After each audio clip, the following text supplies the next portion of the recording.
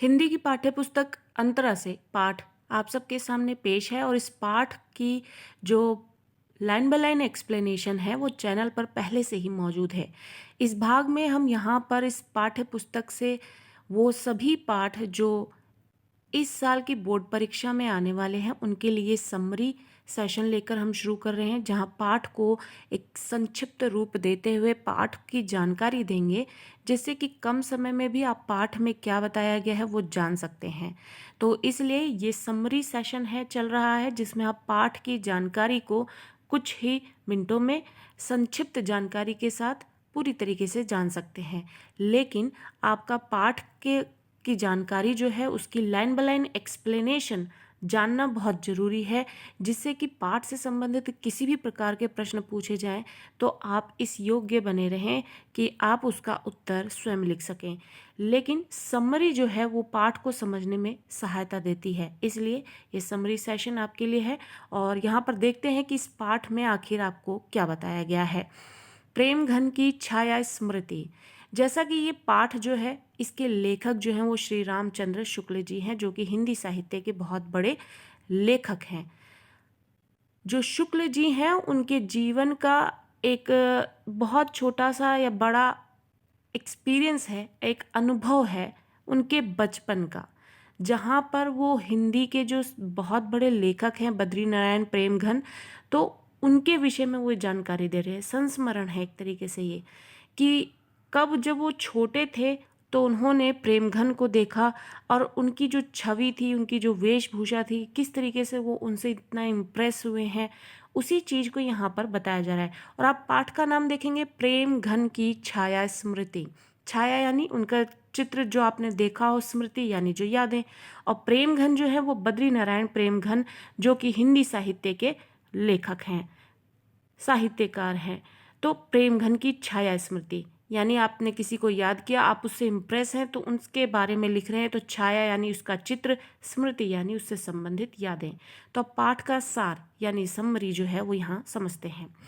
पाठ में शुक्ल जी क्योंकि अपने बचपन का एक एक्सपीरियंस शेयर कर रहे हैं कि किस तरीके से उन्होंने प्रेम घन से मिलने की जो चाहत थी उसको पूरा किया, कैसे पहली बार प्रेमघन जी उनको दिखे थे, किस तरीके से हिंदी से उनका जुड़ा हुआ, साहित्य मंडली से उनका जुड़ा हुआ, यही सब आपको पाठ में देखने को मिलेगा। लेकिन कुछ शब्दों की कठिनाइयों की वजह से पाठ को समझना बच्चों के लिए थोड़ा मुश्किल हो जाता है, वरना पाठ बहुत ही आसान है। अगर उसे ध्यान से पढ़ा जाए तो आप उससे जुड़कर बहुत ही रोचक तरीके से उसको समझ सकते हैं। अब पाठ में ये बताया जाता है कि जो शुक्ल जी हैं उनके बचपन में साहित्यिक वातावरण कैसा था। साहित्यिक मतलब जो भाषा, जिस भाषा से संबंधित आप साहित्य पढ़ रहे हैं, साहित्य जिसमें आप कहानी, नाटक, उपन्यास ये सब पढ़ रहे हो, ये सब साहित्य होता है।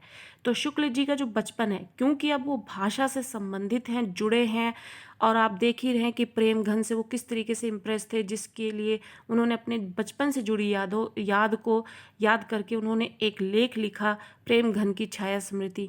तो साहित्यिक जीवन था, इसी के लिए उनका जो साहित्यिक वातावरण था बचपन में वो बताया जा रहा है।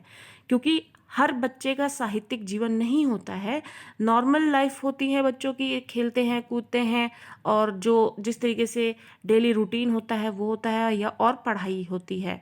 लेकिन शुक्ल जी क्योंकि वो थोड़े अनोखे थे, चरित्र भी अनोखा था, उन्होंने आगे चल के साहित्य में एक बड़ा नाम कमाना था। तो जिस तरीके से हिंदी में एक कहावत है कि होनहार बिरवान के होत चिकने पात, यानी जो होनहार लोग होते हैं उनके लक्षण जो हैं बचपन में ही दिख जाते हैं। तो इसलिए उनका साहित्यिक वातावरण इस प्रकार था कि शुक्ल जी को बचपन से ही घर में साहित्यिक वातावरण मिला था, क्योंकि उनके पिता जो हैं वो फारसी भाषा के अच्छे जानकार थे तथा पुरानी हिंदी कविता के प्रेमी थे। वे प्रायः रात्रि में घर के सब सदस्यों को एकत्रित करके यानी इकट्ठा करके रामचरितमानस तथा रामचंद्रिका को पढ़कर सुनाया करते थे। रामचरितमानस को सब जानते हैं, रामचंद्रिका जो है केशव दास जी ने लिखा था, वही चीज़ इसमें आपको जानकारी मिलेगी जो रामचरितमानस में है, और इन दोनों का अपना बहुत बड़ा नाम था। तो यहाँ पे यही बताया जा रहा है क्योंकि शुक्ल जी का जो जीवन है वो साहित्य से भरा था, बचपन से ही वो साहित्यिक जीवन देख रहे थे। उनके पिता जो है वो फारसी के अच्छे जानकार थे, पुरानी हिंदी कविताओं के प्रेमी थे, और यहाँ तक कि उनके पिता जो है घर में सभी सदस्यों को इकट्ठा करके रामचरितमानस और रामचंद्रिका को पढ़कर सुनाया भी करते थे। भारतेंदु हरिश्चंद्र के नाटक उन्हें बहुत अच्छे लगते थे। अब यहाँ पर भारतेंदु हरिश्चंद्र की चर्चा होती है कि भारतेंदु हरिश्चंद्र वो उनके नाटक जो है उनको बहुत अच्छे लगते थे।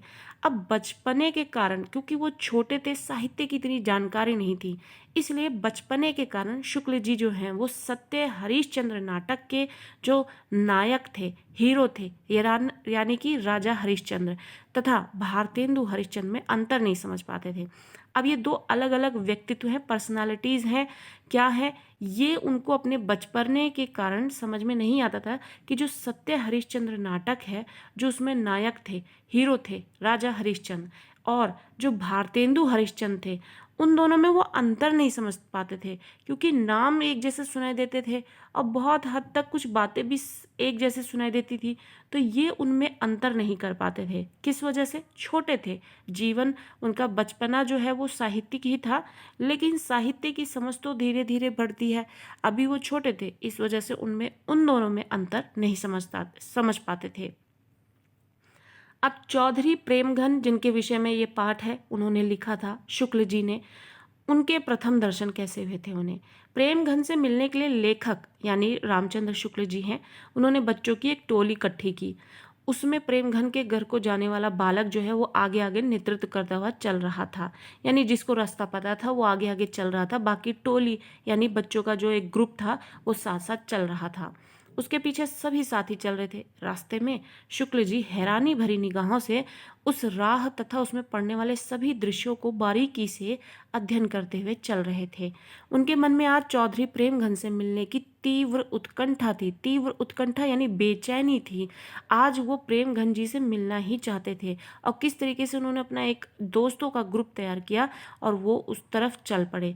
पिता की बदली यानी ट्रांसफ़र जो है वो मिर्ज़ापुर में होने पर अपने घर से प्रेमघन के